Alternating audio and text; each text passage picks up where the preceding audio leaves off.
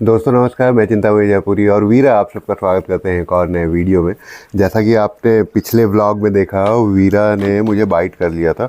Actually bite करने का शायद उसका इंटेंशन नहीं था, गलती से उसके दांत यहाँ पर लग गए थे। मेरे को 2 बूंद खून की भी निकली थी। वो जो व्लॉग है, मैंने आपको बताया था कि मैं किसी स्ट्रेसफुल काम से बाहर जाने वाला हूँ, तो बाहर जाने से पहले मैं वो रिकॉर्ड करके स्केड्यूल करके गया था। आप लोगों ने कमेंट किया कि भैया तत्काल एंटी रेबीज़ इंजेक्शन लगवा लो करके, और छोटे भाई ने भी मेरे को फ़ोन करके बोला, डब्लू ने, भैया सारा काम छोड़ के तत्काल फर्स्ट प्रायोरिटी पे एंटी रेबीज़ इंजेक्शन लगवा लो। वीरा सिट डाउन, सिट डाउन बच्चा, सिट डाउन। Very good. मैं कल सुबह ही बाहर से वापस आया और कल ही मैं चले गया था एंटी रेबीज़ का इंजेक्शन लगवाने। भूपेन, मेरा पपी मेरे को काट दिया है यहाँ पे। आदमी वाले एंटी रेबीज है कि है ना, है, मिल जाएगा। कब आज? अरे यार 48 घंटा हो गया, परसों काटा है। अरे तो कल नहीं लगवाना था तो मैं रायपुर चल दिया था, मैं सीरियसली नहीं लिया, पता है। उसके बाद फिर डब्लू मेरे को फ़ोन करके बोला कि तत्काल लगाओ, सब काम धाम छोड़ के सीरियसली। क्या पपी को लगा है ना एंटी रेबीज, तो मैं सोचा कि मेरे को नहीं लगेगा। लगना ही है, लगना ही है। 24 घंटे के अंदर टिटनेस और दोनों लगना था, तो नहीं तो लग पाया भाई, 48 घंटा हो गया। बाकी दिक्कत नहीं है। अभी लगवा लेते हैं। 100 नीचे 100। कितना तो सुई लगेगा? 5 सुई लगेगा। कितना पैसा लगेगा? मात्र 390 रुपया एक सुई का? की एक सुई का। क्या बात कर रहा है? तो नहीं, 404 हो गया।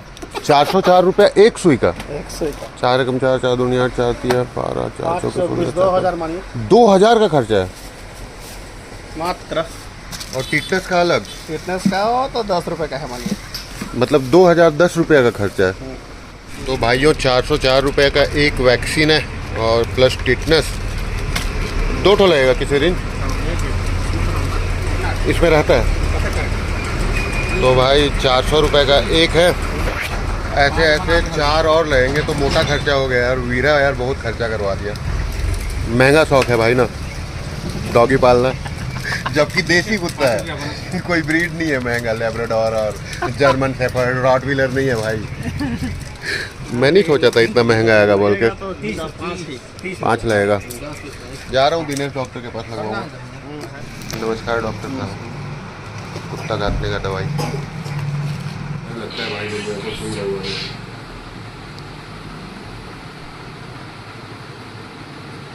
लेकिन दिनेश सर बहुत बढ़िया लगाते हैं, इसलिए यहाँ पे खोज किया।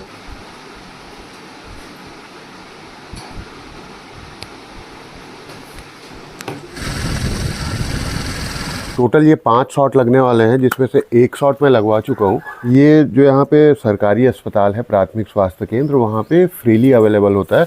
लेकिन ना तो बागबहार में, ना तो कोतबा में, ना तो फरसाबहार में ये अवेलेबल है। वीरा बड़ा महंगा पड़ गया तेरा ये बाइट मेरे को। जब मैं अभी बाहर गया हूँ वीरा बात करने दे, भाइयों से बात करने दे। Sit down. भाइयों अभी जब मैं बाहर गया हुआ था तो वीरा के एक शुभचिंतक हैं, उन्होंने इनके लिए कुछ भेजा है, जिनको देख के कुछ ओवरली एक्साइटेड हो रहे हैं। सबसे पहले तो वो आप देख रहे होंगे, वीरा के खेलने के लिए उन्होंने एक बॉल दिया है। और रुक जा रुक जा रुक जा रुक जा रुक जा। और इस बॉल के साथ साथ उन्होंने वीरा के लिए ये नया कॉलर और नया लीस भी दिया है। वेट वीरा, वेट, नो वेट बच्चा, वेट, तेरा ही है, सब तेरा ही है। और इसके लिए उन्होंने कुछ ट्रीट्स भी दिए हैं, जैसे देख रहे हो, दे रहा हूँ। वेट वेट वेट, ये ले। सिट डाउन, पहले सिट डाउन तब दूंगा। Very good. वीरा के लिए उन्होंने काफ़ी सारे ट्रीट्स दिए हैं, ये देखिए, जो इसकी ट्रेनिंग में काम आने वाले हैं। और उन्होंने अपना नाम बताने के लिए मना किया है, इसीलिए मैं उनका नाम नहीं बता रहा हूँ। गैस करो कौन हो सकते हैं, आप लोग सब जानते हो उनको। ये बहुत सारे ट्रीट्स हैं वीरा के, साथ में एक हॉट डॉग बार भी है इसके लिए।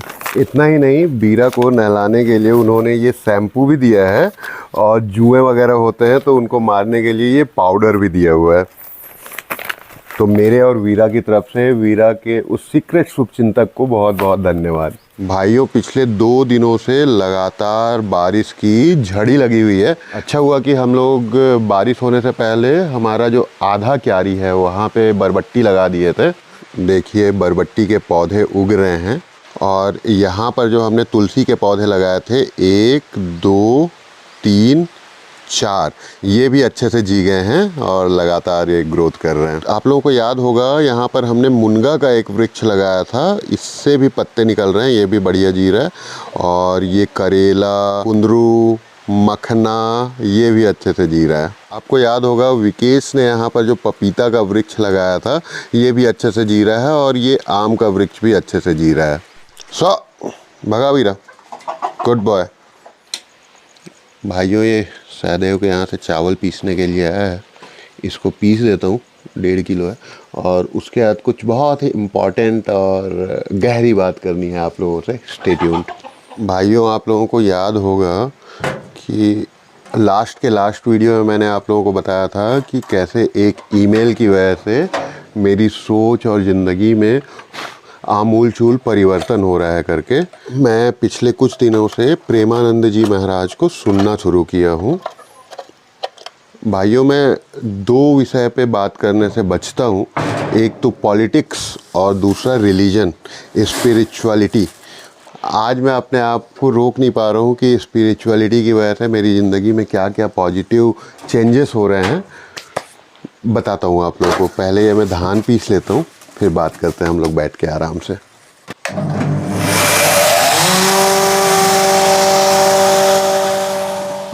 भाइयों ये बात है दिसंबर 2024 की, जब मैं अपने ज़िंदगी के सबसे बुरे वक्त से गुजर रहा था। ऐसा लग रहा था कि नर्क जैसी ज़िंदगी चल रही है। फाइनेंशियल स्ट्रेस तो था ही, इसके अलावा रिलेशनशिप इशूज़ और उसके बाद मेडिकल इमरजेंसी, कोई हॉस्पिटल में था और इतना ज़्यादा स्ट्रेसफुल लाइफ हो गई थी कि मुझे रात भर नींद नहीं आती थी। कई रातों तक मैं सोया नहीं। और मैं आज आप सबके सामने एक्सेप्ट कर रहा हूँ कि फिर मैंने लिया अल्कोहल का सहारा, मदिरा का सहारा, और मैं ब्लैकआउट होते तक शाम को पीता था और सो जाता था। सुबह जब मैं उठता था भाइयों तो हैंगओवर, हाथ पैर ऐसे ऐसे थर होते थे। और डेली नॉर्मल एक्टिविटी करने के लिए भी मुझे फिर से एक पैग मारना पड़ता था ताकि मैं अपना दैनिक क्रियाकलाप कंटिन्यू रख सकूं, काम कर सकूं। और ये लगभग 1 हफ्ते चला। इतनी ज़्यादा अल्कोहल डिपेंडेंसी मेरी बढ़ गई थी। उसके बाद फिर मेकाहारा के साइकेट्रिक वार्ड में मैं एक साइकेट्रिक डॉक्टर से मिला मैं, और मैंने उनको अपनी समस्या शेयर की कि सर स्ट्रेस बहुत ज़्यादा है, एंग्जाइटी है, नींद नहीं आती है, अल्कोहल का सहारा लेना पड़ रहा है, अल्कोहल डिपेंडेंसी बढ़ गई है। फिर उन्होंने मुझे कुछ मेडिसिन्स प्रिस्क्राइब करी, एंटी डिप्रेसेंट, एंटी एंग्जाइटी और स्लीपिंग पिल्स वगैरह उन्होंने दिया। उसके सहायता से फिर मैं अल्कोहल से दूरी बना पाया। और फिर मैं जनवरी में आया, गांव आ गया। आप लोगों को याद होगा, पिछले व्लॉग्स आप लोगों ने देखे होंगे, तो तंबू में 60 दिन रह के किसी प्रकार से ये कुटिया का निर्माण हुआ। और जब मैं यहाँ आया तो मेरी एंटी डिप्रेसेंट वगैरह, पिल्स वगैरह सब बंद हो गई, सब कुछ सही चल रहा था। फिर लाइफ में ऐसा होता है ना भाइयों, जब कोई प्रॉब्लम आती है, लाइफ जब तड़पाती है, तो सारी प्रॉब्लम्स एक साथ वो आपके ऊपर थोप देती है। फिर से स्ट्रेस लेवल बढ़ने लगा और फिर से मेरी अल्कोहल डिपेंडेंसी चालू हो गई। मुझे पता था कि ये जो अल्कोहल है ना, ये सिर्फ टेम्परेरी रिलीफ देता है। ये हमारा नॉर्मल लेवल है। जब हम लोग अल्कोहल लेते हैं तो या तो हमको बहुत ऊपर लेके जाएगा, एकदम हाई हैप्पी कर देगा, या तो बहुत डाउन लेके जाएगा। इतना डाउन लेके चले जाता है कि सुसाइडल थॉट्स तक आने लगते हैं। और जैसे ये ऊपर लेके आया, दूसरे दिन जब उतरती है तो वो हमको बिल्कुल पाताल लोक पे पटक देता है। तो मेरे को पता था कि ये जो है ना, एक कोई सॉल्यूशन नहीं है, समस्याएं अल्कोहल से बढ़ती ही हैं। और जब मैं बैठ के विचार करता हूँ, जब मैं सोचता हूँ कि आज मैं जहाँ हूँ, जिस भी कंडीशन में हूँ, उसका जिम्मेदार मैं खुद हूँ, और इस सिचुएशन में लाने के पीछे अल्कोहल का बहुत बड़ा हाथ है, मेरी बर्बादी के पीछे। सौभाग्य से हमेशा भगवान मेरे को कहीं ना कहीं से कोई ना कोई संदेश देते रहते हैं, कहीं ना कहीं से संदेश भेजते हैं और बोलते हैं कि ये सब क्षणिक चीज़ें हैं, तुमको सही जो रिलीफ मिलेगा, तुम जब तक सही रास्ते पे नहीं चलोगे तब तक ज़िंदगी तुम्हारी सही नहीं होगी। भगवान कहीं ना कहीं से किसी न किसी के माध्यम से ये संदेश देते हैं मेरे को। और कुछ दिनों पहले मुझे एक ईमेल मिला जिसमें एक सब्सक्राइबर मित्र ने मुझे प्रेमानंद जी महाराज को सुनने की सलाह दी। और उसके बाद मैंने प्रेमानंद जी महाराज को सुनना चालू किया। मैं काफ़ी पहले भी उनके कुछ वीडियोस देखा था मैं, बट गहराई से मैं जब सुनना चालू किया तो मुझे पता चला कि मैंने ज़िंदगी में कितनी सारी गलतियां करी हैं और एक संयमित जीवन कितना आवश्यक है। और मनुष्य जीवन हम लोग को बहुत ही सौभाग्य से मिला है, तो इस बहुत दुर्लभ है, तो इसको वेस्ट नहीं करना चाहिए। शुरू से अगर मैं चालू करूं तो स्पिरिचुअलिटी का जो इंट्रोडक्शन है, स्पिरिचुअलिटी का जो परिचय है, बहुत पहले बचपन में ही हो गया था। मेरे पापा गायत्री परिवार से जुड़े हुए थे, वो साधना करते थे, ध्यान करते थे, और हमारे घर में अखंड ज्योति नाम की एक पत्रिका आती थी बचपन में ही। और उस अखंड ज्योति पत्रिका में स्पिरिचुअलिटी के बहुत सारे कॉन्सेप्ट, फिलोसॉफी वगैरह पे लेख होते थे और संतों की, महापुरुषों की कहानियाँ होती थी, और मैं बड़े चाव से उनको पढ़ता था। और बहुत ज़्यादा समझ में तो नहीं आता था, लेकिन रुचि बचपन से ही थी आध्यात्म के प्रति। जैसे मेरा ट्रैक रिकॉर्ड ख़राब है, मैं जैसा हूँ कि मैं किसी भी एक चीज़ पे कंसिस्टेंट नहीं रहता हूँ।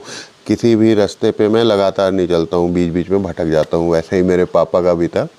तो वो पहले तो काफ़ी साधना करते थे, फिर उनकी साधना छूट गई, वो भी भटक गए। फिर बात है 2001-2 की, जब मैं बिलासपुर में पढ़ने के लिए गया, तो वहाँ पे आनंद मार्ग नाम का एक संस्था है जो योग, ध्यान वगैरह सिखाते हैं। तो मैं उनके संपर्क में आया, मैंने वहाँ दीक्षा ली और मैं ध्यान करना, मेडिटेशन करना चालू किया, यम नियम का पालन करना चालू किया, ब्रह्मचर्य का पालन करना चालू किया। और वो मेरा पहला इंट्रोडक्शन था मेडिटेशन, स्पिरिचुअलिटी के तरफ। और काफ़ी सालों तक मैं साधना करता रहा, इवन शादी के बाद भी मैं करता रहा। और जैसा कि मेरा ट्रैक रिकॉर्ड ख़राब है, कुछ शादी के कुछ सालों बाद तक करने के बाद ऑन ऑफ होते होते मैं भटक गया, और फिर मेरी साधना छूट गई, मेडिटेशन की प्रैक्टिस छूट गई मेरी। और फिर मैं विषयों में ये सब में भटकता चला गया। और उसके बाद फिर जब मैं रायपुर गया, उस समय मैं सद्गुरु के विषय में जाना, ईसा फाउंडेशन सद्गुरु, और मैं बहुत इम्प्रेस हुआ। उनकी जो बातें थी, सद्गुरु की बातें, जिस तरीके से साइंटिफिक वे में वो एक्सप्लेन करते थे, फ़नी वे में एक्सप्लेन करते हैं। और सबसे ज़्यादा मैं इम्प्रेस हुआ कि वो बहुत बड़े बाइकर हैं। बहुत पहले से, जिस ज़माने में उनके पास में शायद ये HD थी, जब मैं पैदा भी नहीं हुआ था, तब से वो लॉन्ग राइड्स करते हैं। तो मैं उनसे बड़ा प्रभावित हुआ, उनको सुनने लगा। उसके बाद फिर मैंने उनका इनर इंजीनियरिंग का कोर्स किया और लगातार मैं साधना, मेडिटेशन, योगा का प्रैक्टिस करने लगा काफ़ी समय तक। सब कुछ सही चल रहा था। उसके बाद आपको पता ही है कि मेरा ट्रैक रिकॉर्ड ख़राब है, फिर से मैं भटक गया। और उसके बाद फिर मैं अभी जब झारखंड की राइड में गया था, आप लोगों को अगर याद होगा, पारसनाथ की यात्रा में गया था मैं। उस समय सौभाग्य से मैं झुमरी तलैया में रुका था, तो वहाँ पे इस्कॉन टेम्पल के एक प्रभु जी से मुलाकात करने का सौभाग्य मिला। मेरा कोई प्लानिंग नहीं था। मैं आपको बताया ना कि भगवान बीच बीच में मेरे पास संदेश पहुँचाते रहते हैं कि बेटा तू भटक गया है, सही रास्ते पे आ जा। तो वहाँ पे झुमरी तलैया में इस्कॉन के प्रभु जी, जो अच्छा खासा अपना करियर डॉक्टर थे, वो छोड़ के संन्यास लिए, और उनके साथ में बैठ के बातचीत करने का मौका मिला। और उन्होंने मेरे को सिखाया था कि जब भी एंजाइटी हो, कुछ भी हो, तो रोज़ हरे राम हरे कृष्ण का जाप किया करो, इससे तुमको काफ़ी राहत मिलेगी। और तत्काल मदिरा, मांस का सेवन बंद करो करके। और उसके बाद फिर अभी ये ईमेल जब मैं और भटक रहा था, तो ये ईमेल के माध्यम से प्रेमानंद जी महाराज को मैं सुनना चालू किया। मतलब भगवान कहीं ना कहीं से मेरे को संदेश दे रहे हैं कि बेटा तू भटक गया है। कहते हैं कि किसी भी आदत को बनने में 21 दिन का समय लगता है, तो मदिरा का त्याग किए हुए भाइयों 10 दिन हो चुके हैं और अभी रत्ती भर भी इच्छा नहीं हो रही है कि मैं लूँ। और प्रेमानंद जी महाराज को सुन रहा हूँ, जाप कर रहा हूँ, नाम जप, तो काफ़ी अच्छा महसूस हो रहा है अंदर से। ये चीज़ मैं समझ गया हूँ कि भाई खुश रहने के लिए, स्ट्रेस दूर करने के लिए अल्कोहल और भगवान के बीच कोई तुलना ही नहीं है। अभी फ़िलहाल जब से मैं अध्यात्म के मार्ग पे हूँ, ज़्यादा दिन नहीं हुए हैं भाइयों, 10 ही दिन हुए हैं, काफ़ी अच्छा महसूस कर रहा हूँ। और मैंने प्रण तो सिर्फ मदिरा त्याग का लिया था, लेकिन साथ साथ में मांस का भी त्याग हो गया, नॉनवेज। अंदर से इच्छा नहीं हो रही है खाने की। मैं सोचा नहीं था कि मैं छोड़ूंगा करके, लेकिन अंदर से ही इच्छा नहीं हो रही है। और बस एक्सप्लोर कर रहा हूँ स्पिरिचुअलिटी। इस विषय में मेरी बुद्धि बहुत कम है, बस समझने की कोशिश कर रहा हूँ चीज़ों को। एक और द्वंद्व है अंदर में, हृदय में। बचपन से ही हमारे परिवार में भोले बाबा की पूजा होती है। इवन मेरे पापा ने, जब मैं पैदा हुआ था तो मेरा नाम रख दिया था भोलानाथ। उसके बाद मेरे दादाजी ने मेरा नाम रखा चिंतामणि। तो मेरा नाम चिंतामणि मेरे दादाजी का दिया हुआ है, नाना जी का दिया हुआ है, सॉरी। सो बचपन से ही महादेव भक्त हूँ मैं, और महादेव जी के ऊपर में मेरी बड़ी आस्था है, और शिव जी के ऊपर बड़ी आस्था है मेरी। और अभी प्रेमानंद जी महाराज कृष्ण जी की पूजा करते हैं, श्री जी की पूजा करते हैं, राधा राधा उनका जप होता है।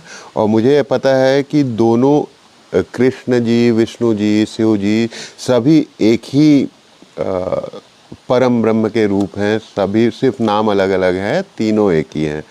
तो लेकिन मन में, क्योंकि मैं हमेशा से शिव जी की आराधना करते आया हूँ, तो अभी कृष्ण जी के ऊपर में जो श्रद्धा भाव उतना ज़्यादा अभी नहीं आ पाया है। तो ये एक अंदर में, मन में एक है, द्वंद्व है। शिव जी, एक तरफ शिव जी हैं जो वैराग्य, त्याग, तपस्या का रूप हैं, और ये मिथ है कि शिव जी बड़ी आसानी से प्रसन्न हो जाते हैं। उनके ऊपर जल चढ़ाओ, धतूरे का फूल चढ़ाओ, बेलपत्र चढ़ाओ, प्रसन्न हो जाते हैं। नहीं, शिव जी की जो तपस्या है, शिव जी की जो आराधना है, साधना है, बहुत ही गहरी है, बहुत डीप है। और दूसरी तरफ जो प्रेमानंद जी महाराज बताते हैं, जो कृष्ण जी की साधना है, उसमें प्रेम भाव है।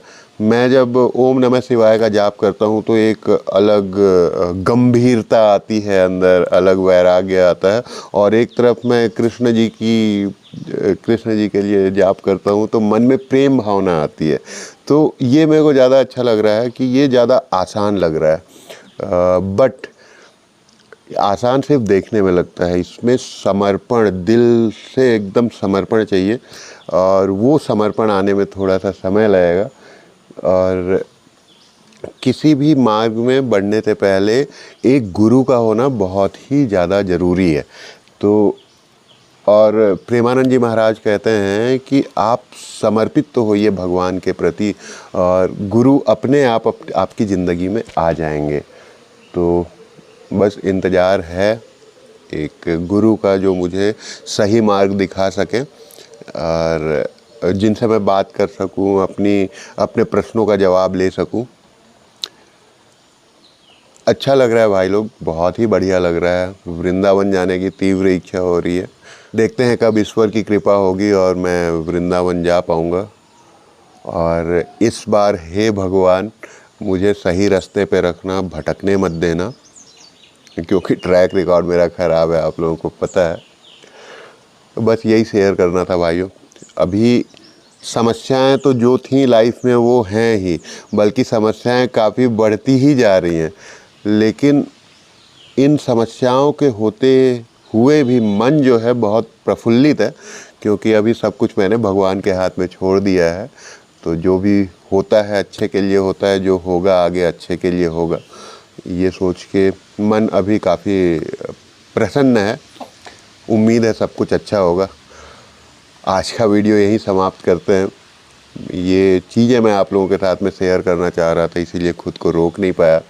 मिलते हैं अगले वीडियो में। हर हर महादेव, हरे कृष्णा।